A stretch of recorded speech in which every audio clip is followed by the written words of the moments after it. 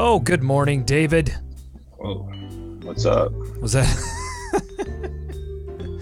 was that too loud in your phones? No. Just the camera and up my nose. It's all good. Well, I mean, that's on you, bro. Yeah, I know. That's a you thing. I can shift you over a little bit. That's the power of this broadcast. That's right, we're on YouTube. I'm actually broadcasting us, David, live on Twitter today as well, at Locked On Hornets. So if you haven't followed us there, do that. Follow us on Instagram as well. Let me show you this. If you follow us on Instagram, if you follow Discovering CLT on Instagram, you have a chance to win 2 tickets, 4th row courtside with Crown Club access. That means free food and drinks to Saturday's Hornets game versus the Portland Trail Blazers. So you got to follow us. You got to follow at Discovering CLT. They have the best pictures of the Queen City. It's a great way to follow what's going on in Charlotte. Tag at least one friend. Like this post. Winner's going to be announced Friday at 6:30 p.m. So do that. Yeah, guys. If you ever want to see how the other half lives, this is the way to do it. You get that free hot dog. They just eat a lot of hot dogs. Free beverages. They've got some free foods beforehand. They've got some free adult beverages during the game. So if it's a blowout, don't stay in there. Don't do that. Get back out to your seats, but go in there and check it out for sure. Have you ever sat courtside, David? Have you ever had the pleasure of doing that? I've been lucky enough to do that. It's one of the best. It's the best seat in sports. I'm going to say it. You're the closest to the action of any of the major sports. I mean, you can see the sweat beads dripping off of them. Well, the first. And I know that's why I go to an NBA game. Yeah, it's the size of the players and how quick everything happens. It's unbelievable. So definitely follows there and get in for that chance to win those ticks. All right, it's a draft.com Wednesday. We're going to preview this game against the Houston Rockets tonight.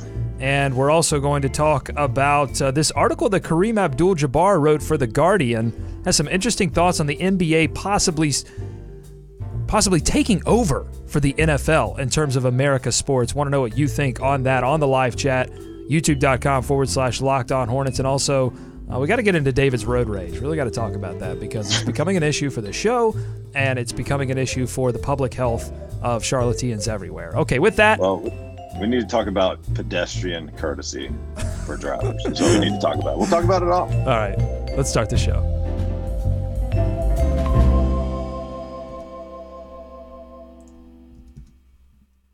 You are Locked On Hornets, part of the Locked On Podcast Network. Your team every day. In a minute, cuz we live.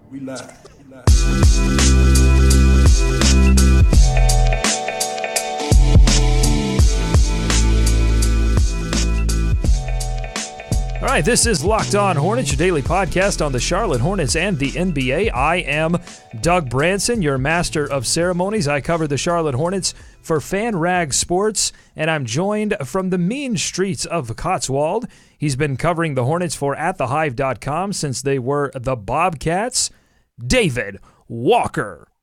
That's right, the Bobcats. Could have been the Bobcats, could have been the Flight, could have been some other stuff. I'm just glad it's the Hornets, Doug. Let's just be glad we got back to that. We are coming to you live from the Gittimer.com studios in beautiful uptown Charlotte on this Draft.com Wednesday. Sign up for Draft.com. Use our promo code LO Hornets to get a free game. It's like fantasy sports, but it's better. David, should we try again to do a Draft.com challenge? Only Hornets, only Rockets, in honor of tonight's game. We tried to do it we tried to do it last week with Hornets Warriors, and you couldn't handle it. Can you handle it today? That's not accurate. What happened was it auto drafted for me for some reason. So I can't help what the app, if the app wants me to win, if the universe wants me to win, Doug. Well, don't allow it. Don't allow it to auto draft for you. Let's play the game as it should be played. One more mention, too. We've got all kinds of merchandise on tpublic.com, unique gifts for fans of this show, for fans of the Hornets. I want to give you one thing. So it's not just T-shirts. I want to show you this. I think this is a cool gift. The Buzzamania purple mug. Check that out. That'd be a cool Christmas gift for a fan of the show. And I know the Hornets on Fire t-shirt right now, flying off the shelves. Everything's on sale on tpublic.com. Just search Locked On Hornets, get a few things there. Okay. Should we start the show by talking about this game tonight against Houston? Let's get that out of the way. It's on ESPN, 9:30 p.m. God. This one's going to be a late one. The Hornets. Really on ESPN? It is on ESPN. The Hornets. You didn't know this? This is breaking news to you, David? This is breaking news to me. This is why I tune in, and I'm on the podcast for you to tell me stuff. It's 9:30 p.m. So this one's a hot one. This one's a late one. The Hornets will be wearing their classic jerseys on the road in front of a national television audience.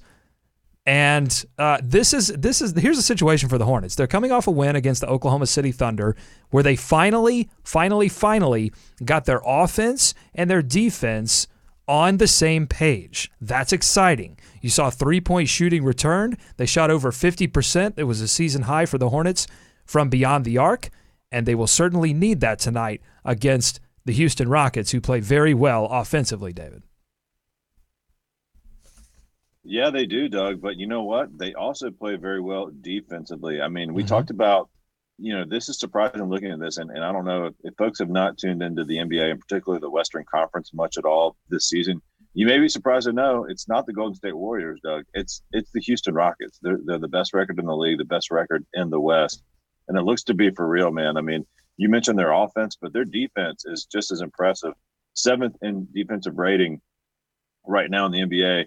And, of course, that's a mark of a really good team. But we talk about all the time the Warriors and how their defense is not talked about enough. But to be honest with you, that was surprising to me with the Houston Rockets. They really lock you down on defense too. Absolutely, and they're 8th in the league in defensive rating right now, and the Hornets are 10th in defensive rating. So they've started to get that. Go. See, I had 7th. I had 7th, Doug, and see, I think Basketball Reference and maybe Stats.NBA. They're not on the same page. They're not on the same page. So we want to give all the perspectives. The real story, the defense is certainly a story on the Houston Rockets, but I think the biggest story around this team right now is the return of Chris Paul. He missed the first 14 games for the Houston Rockets, back for these last 10, and the Rockets are 10-0 in that span. He's returned, and unsurprisingly, he has made them a lot better. The Rockets are outscoring opponents since his return by an average of 17.6 points. That's a blowout. Houston has an assist-to-turnover ratio of 1.77 over the past 10 games, up from a 1.3 ratio the first 15 games of the season. The Rockets are shooting 49.3% from the floor and 41.5% from beyond the arc, up from 45 and 34 the first 15 games. And finally, Houston is averaging 10.4 steals over the past 10 games, up from 8.8 steals per game the first 15 games of the season. So, and you're seeing them stagger, right? So it's not just Paul and Harden. It's Paul on the floor with maybe the second unit, Harden on the floor with the second unit at times. D'Antoni doing a great job of making sure that one of those guys is on the floor to terrorize teams at all times, both defensively and offensively. Yeah, what was your initial reaction when Chris Paul made that move to Houston? Did you think it was going to work? Did you think it was too much? Did you think he was going to help Harden by taking some of the ball handling responsibilities off him? Just curious. I think that talent always helps. Talent always wins out, and I think I wasn't as worried because I feel like Chris Paul just is one of those players that likes to make other players better, and I felt like if D'Antoni could find a way to get them on the floor by themselves at times, it was going to work a lot better than if he just tried to get both of those players on the floor at the same time at all times, and I think they're starting to do that. And like you said, part of the improvement that the Houston Rockets have had this season that has taken them up into the level where people are going, oh, they could possibly compete with the Golden State Warriors, is their defense. And that's one thing that Chris Paul has certainly given them, turning defense into offense. I mean, this is a scary team. This is a scary Houston Rockets team that knows how to score in a variety of ways. And if you want to beat the Rockets, if the Hornets want to beat the Rockets tonight, they are going to have to score, because the Rockets have only lost one game this season when opponents score under 100. They've only had 3 games where they scored less than 100, and they lost all 3 of those, but that's 3 out of 25 games.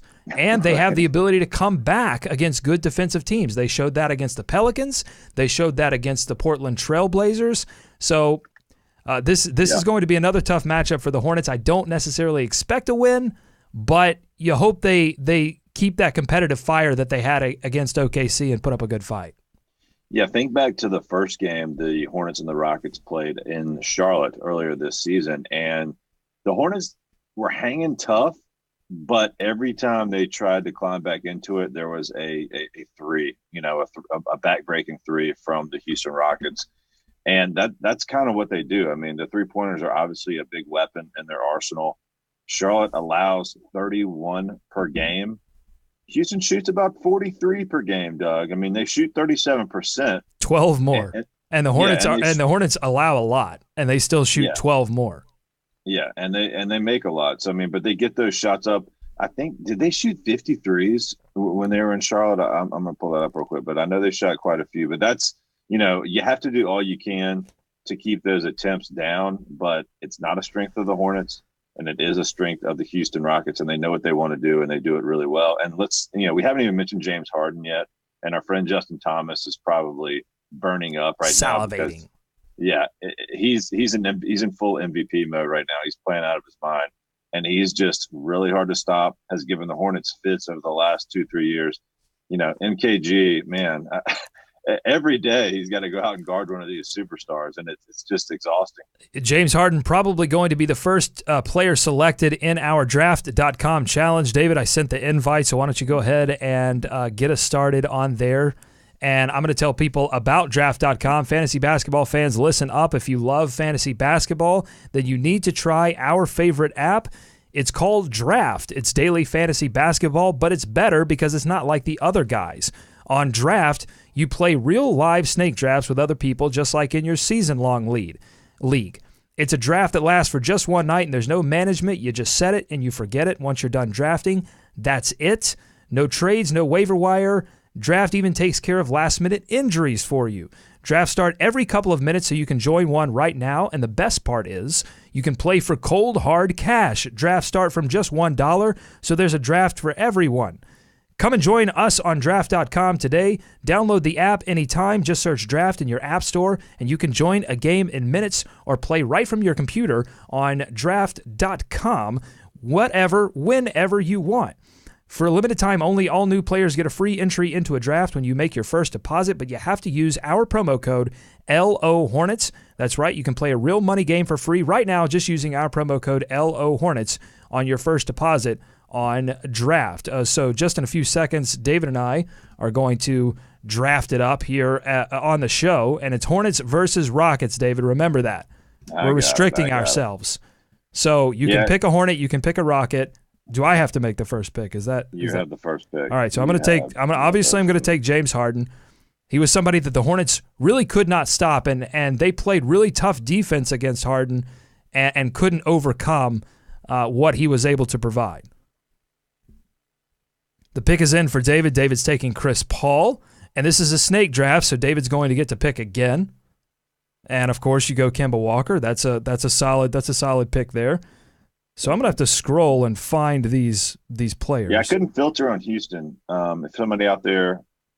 All right, I'm gonna take Lamb because he scored 20. He's probably going to get the start tonight for Nick Batum. Nick Batum listed as doubtful, and I'm gonna have to make another pick here. All right, I'm gonna have to really scroll here to find these players.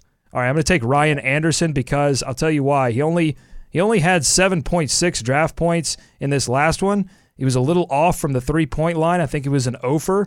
But since Chris Paul's return, Ryan Anderson shooting almost 10 points better from beyond the arc, 10 percentage points better. So I'm gonna go all three-point shooting here. So I've got two of my guards. I've got one of my forwards.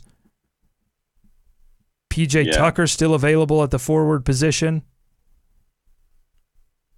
And Dwight, I'll tell you, Dwight Howard could have a good game in this one as well because the Rockets tend to like to go small. Howard might have an opportunity to punish them if given the chance, and you're going Dwight Howard. I think I just selected Dwight.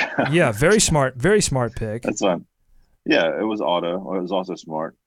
All right. I need. There we go. Who are you going with All here? right, I'm taking Marvin here for the 3-pointers, like you mentioned. Maybe he continues his little hot streak. All right, now I've got to see if I can filter. Yeah, it's tough. That's the challenge when you play. This is the draft. This is the draft.com challenge. I'd love to get Clint Capella. There we go. He's having a career year so far. Yeah, that's what I want. I wanted Dwight and Capella, but they both had a center position, so that's impossible. And with my final pick, because you have the final pick. I'm going to go Luke Mbah-a-Moute here. Oh no, I can't because he is a. Yeah. See. What do I have left? I've got a forward left. Why can't I take that? This is going stellarly for me. Maybe we should not do the Hornets and the Rockets until you can't bail now. No. Who did you take? Oh, okay. So now we're just going to change the rules. I think I can. I see how it is. Wow. Okay. I would like everyone to notice what Doug just did. All right. He berates me for a week for not complying with the rules. See, this then, is your on his last pick. This is your just throws out freaking Giannis. This is your rage. Oh my God. This is your rage taking over again, David. You have a serious. I feel as if anyone would feel wronged and slighted by that. You have a serious backroom move. That's nothing. You are listening to the Locked On Hornets podcast. Thoughts on the news about Cody Zeller's injury? That's a tough one, man. I mean, what the doing, dude? He's just injured, man. It's okay. Look, he's injuries just having to deal happen. with an injury. He didn't want to get injured, okay, David? But sorry, guys. I just had someone jump out in front of my vehicle. That was unforeseen. Only on the Locked On Podcast Network. Your team every day.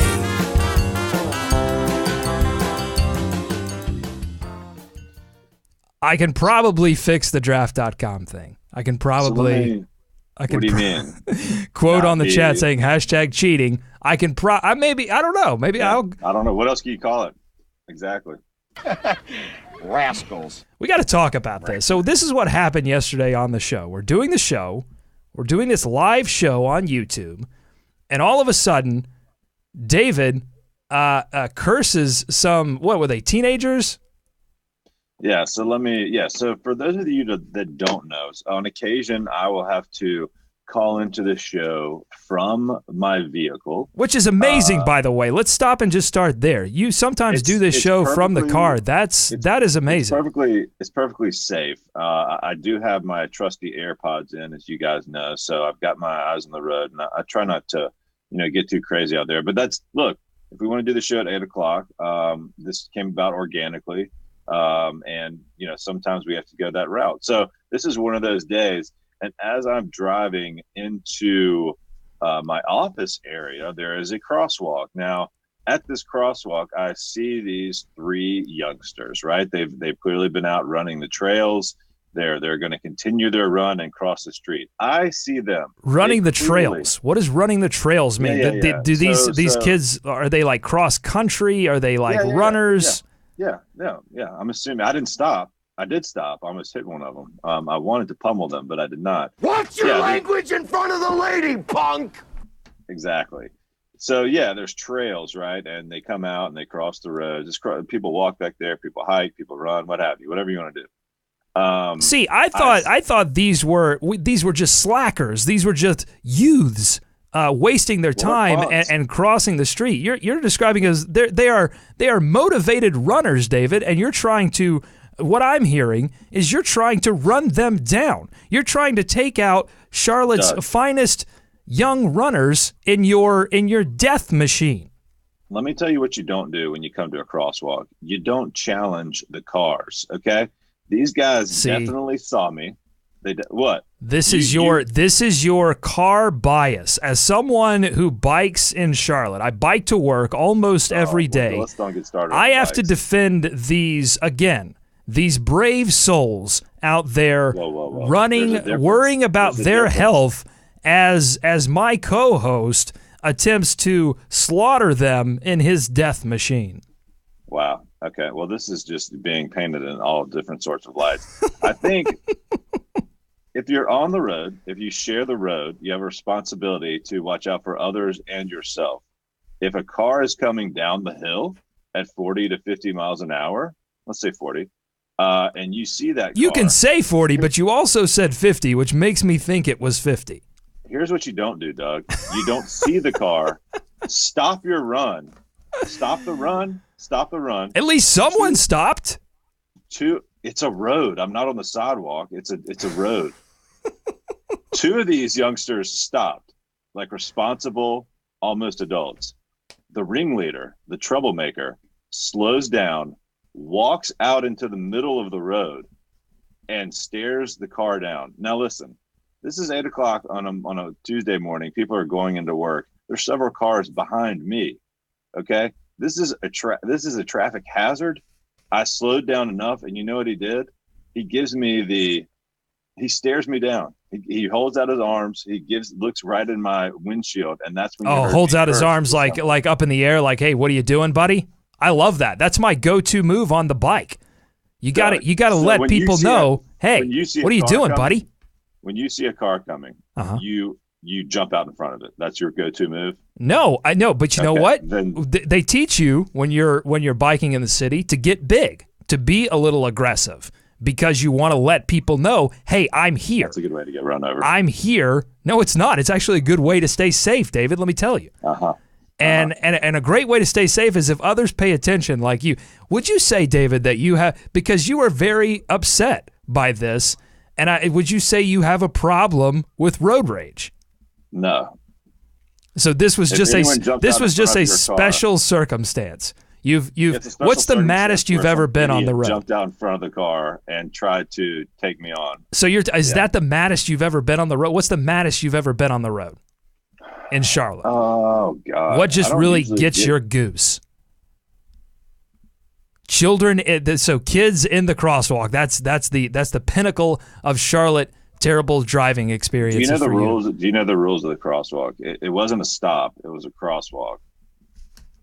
And that's if there's a lesson to take away from this, kids, don't challenge the cars if they're in the road. Don't jump out in front of them. We've got 2 differing opinions here on the chat. Lamont saying pedestrians always have the right of way, and quote saying always yield to anything over a time.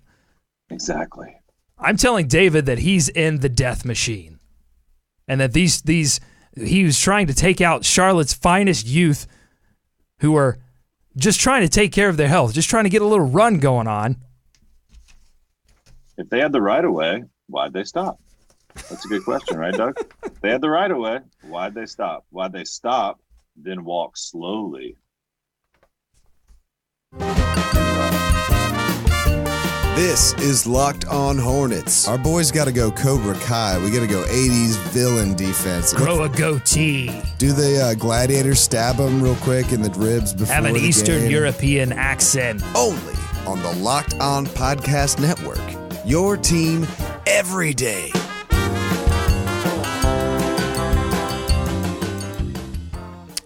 We live in the city. We live in the city. Do you ride your bike on the sidewalk or the road? I ride it on the street. Okay. You have to ride on the street. That's the safest place. That's the safest place to ride. On the sidewalk, that's annoying too. Yeah, it is. Well, it is, and it's dangerous. Yeah. It's a great way to if you're on a bicycle in Charlotte, where people don't know how to deal with bicycles anyway, or pedestrians like David. Then you have to ride on the street. You have to get big. That's what the Hornets have to do tonight, by the way. Listen, they have to get big, and they have I understand pedestrians always have the right of way. Hold on. You obviously don't understand it if you say it that way. I love when people do this. Hold on, we have to talk about it. I love when people do this. So they say, I understand that, and then they say X in a way that obviously they don't. I understand that pedestrians have the right of way. No, you obviously don't understand always. That. I put the emphasis on always because nothing is always. You're going to tell me you always have the right of way, regardless of anything ever happening around you. It's ridiculous. Just don't. Can I pull the? I'm trying desperately to pull this show back to the Hornets. I mean, you're the one. Yeah, go ahead. You've obviously lost this argument, David, and I'd like to pull this show back to the Hornets. The Hornets have to get big tonight, David, because the Houston Rockets are getting Just small. don't be an idiot out there. I think that's what I'm saying. Like, just don't be an idiot, and we'll all get along. Okay. David, you as the person that is in the 1-ton metal death machine, there's nothing that those runners could do to harm you. They are not, Exactly. they're not 12-point bucks. They are not, my dad who lives in the rural parts of East Tennessee hit a bull recently. He's fine. Everything's okay. But the bull totaled the car. I'm gonna say that those runners in Charlotte have no chance of totaling your car. You watch for them. You yield for them. I was watching for them. I did yield for them. I did slow down. If I had to slam on my brakes because this moron jumped out in front of the car, think of Marty McFly dropping from the tree in Back to the Future. That's what this was. This is the timing we're talking about. George McFly drops from the tree. Yeah, come on, get it right, car man. Stops. Well, Marty jumped out to push him away. This is the split-second decision that had to happen. Had I been rear-ended by the car behind me, then we. Yeah, who knows what would have happened? You may have married your mother. Who knows what would have happened? Always have the right of way, I guess. Go ahead. Okay, the Hornets have to get big in this matchup because the Houston Rockets are getting small. They like to go to this. It's not very often that they do this, but when they put P.J. Tucker at the 5, and P.J. Tucker is all of 6'7" tall. This is not a center, but they play him at the 5 sometimes, very sparingly, usually late in the game. They did it in their comeback against Portland 2 games ago. It's the Draymond Green death lineup type of small, but it's very effective. 76 possessions this season. The Rockets are plus 62 when P.J. Tucker is at the 5 per 100 possessions, according to Cleaning the Glass. They've scored 1.5 points per possession and held opponents under 1. Both of those numbers, if you're not an NBA nerd like us, both of those numbers, very, very good. They do it so that they can switch every screen. They do it so they can be good defensively. But P.J. Tucker and Mbah Moute shooting a lot better, Ryan Anderson, all these guys shoot threes so well, James Harden obviously, that they can get away with it. They can get away with it offensively to get better defensively, but the Hornets have the size with Dwight Howard to punish them on the other end of the floor. So it'll be interesting to see if Houston tries to get away with the small lineup against a team that has a traditional big. Because Portland, they have them, but they're just not very effective. Leonard off the bench, right. Noah Vonleh. I think they still have a Plumlee somewhere stashed away. Who doesn't? Yeah, I think Charlotte also has to get to their strength, which has lately been getting to the free throw line, Doug. In the losses, in the only 4 losses, opponents for the Rockets have shot 29 free throws. So that's been something that's allowed their opponents to stay in games. It's allowed them to slow the game down a little bit. So Charlotte, we know that's one of their keys and how they've been kind of generating scoring here this season. So they really need to try and get back to the line, get some fouls, and convert when they get there. That'll help them in this effort. I mean, they're going to need a lot of things to go their way. I think a big performance from Jeremy Lamb has to happen, has to shoot his 3-point shot much better than he has been. Was 2 of 7 in that game against Oklahoma City, one of the few players not to be very accurate from the 3-point line. He has to get back to that tonight if the Hornets have a chance to win. Again, ESPN 9:30 p.m., and they are wearing their classic jerseys, so you want to tune in to that one. Real quick before we go, have to talk about this article. Kareem Abdul-Jabbar wrote in The Guardian titled, "The NBA and not the NFL is the League of America's future." And the thesis to this article, David, is essentially that the NBA is poised to take the title of America's sport from the NFL's mantle. Now, this is something that a lot of NBA heads, including this show, has been talking about for a long time, that it's not going to happen tomorrow, that it may not happen for 5-10 years, but that the NBA is slowly but surely creeping up on the heels of the NFL for a variety of reasons. I mean, the NBA Finals ratings still match an NFL regular season Sunday. So there's a long way to go in terms of ratings, in terms of national appeal for the NBA. But David, What do you think? I don't know if you had a chance to read this article, but he goes over a couple of things. The danger of the NFL being one, the NBA taking social stands as being another reason why the NBA is equipped for the future. What do you think? NBA on the heels of the NFL.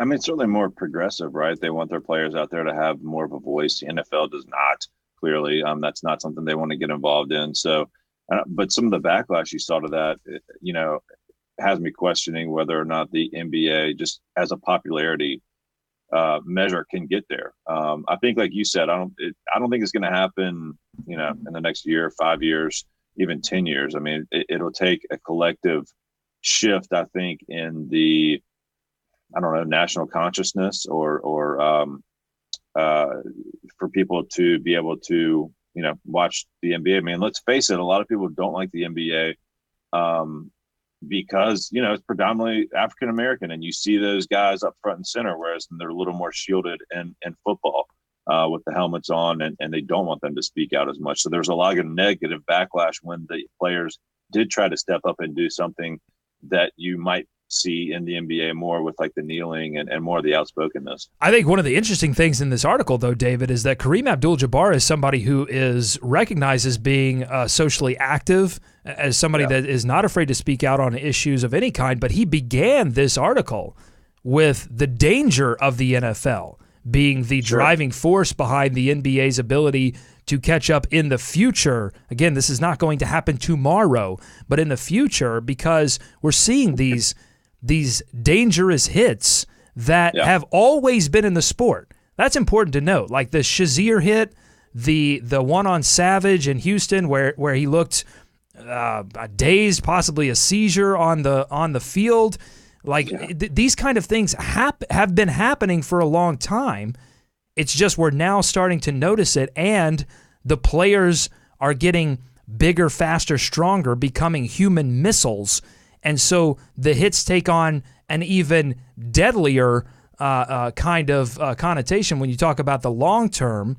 And that's not happening in the NBA. You're seeing guys get bigger, faster, stronger in the NBA, but the injuries are happening to the knees. They're happening to the ankles. There are obviously long-term effects to playing any professional sport because you're asking your body to do something that it wasn't built to do. But we're not talking about head injuries, right? It's not as depressing, as sad to see a guy's mind go away. It's not as depressing or sad to see the knees go away as it is to see a guy's ability to think, ability to function go away. So these kind of things I think will fuel the NFL's slow decline and the NBA's increase.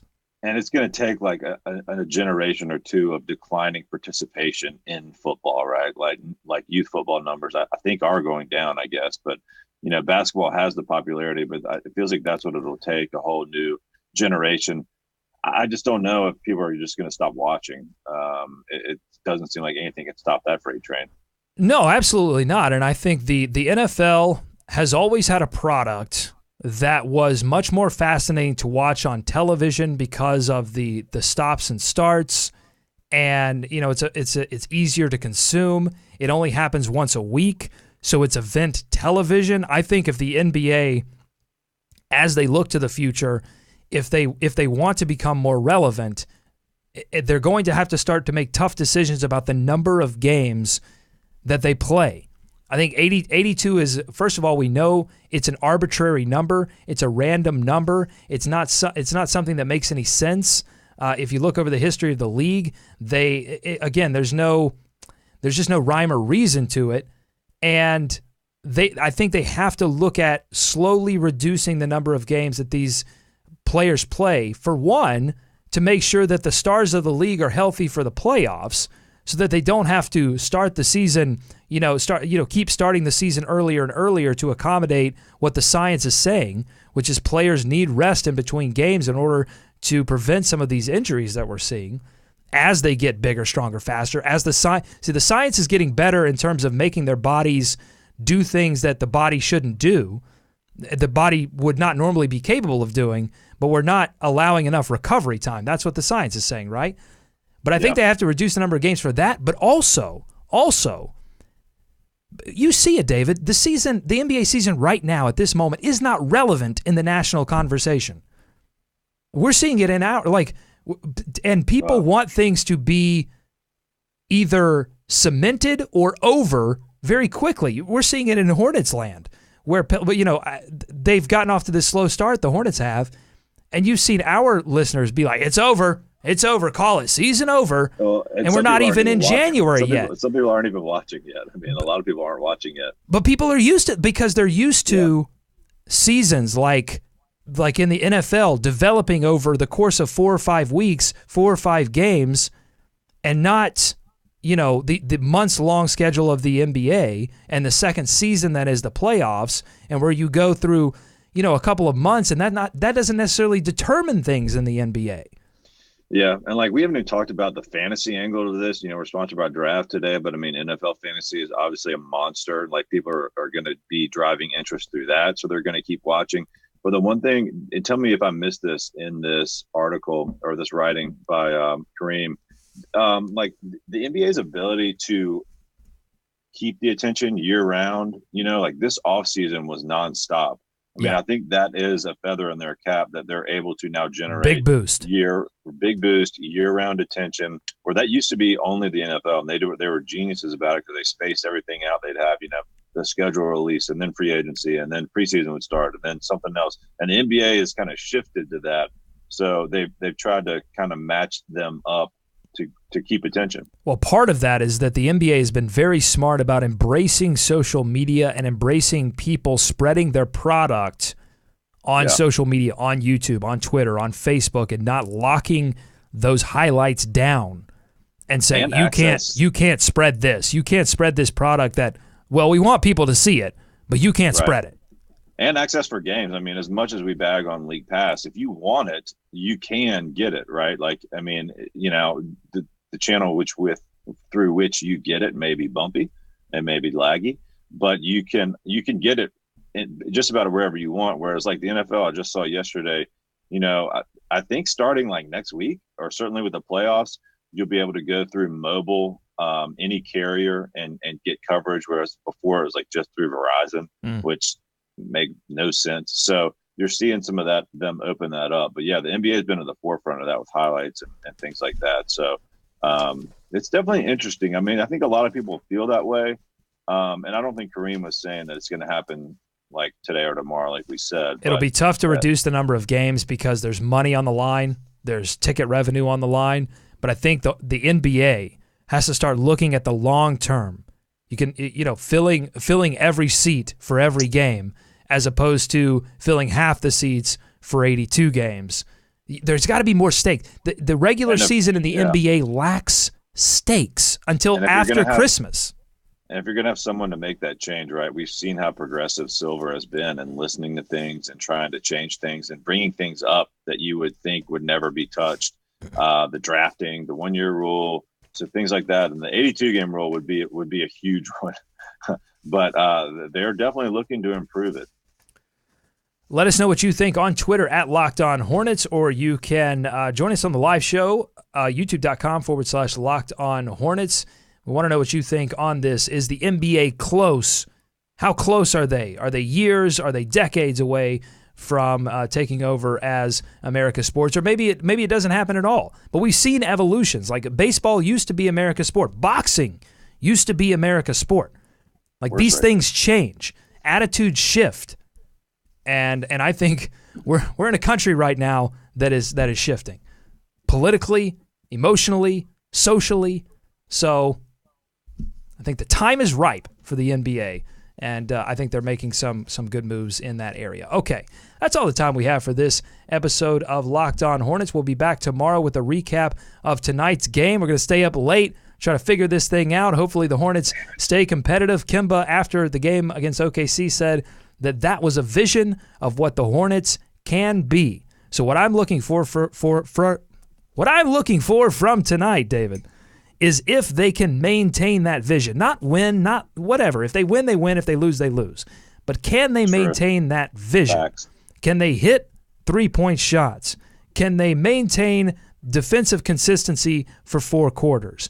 Can they prevent themselves from having a 15, 16-point quarter like we saw in many games previous and in the first game against the Houston Rockets? So that's what I'll be watching for tonight.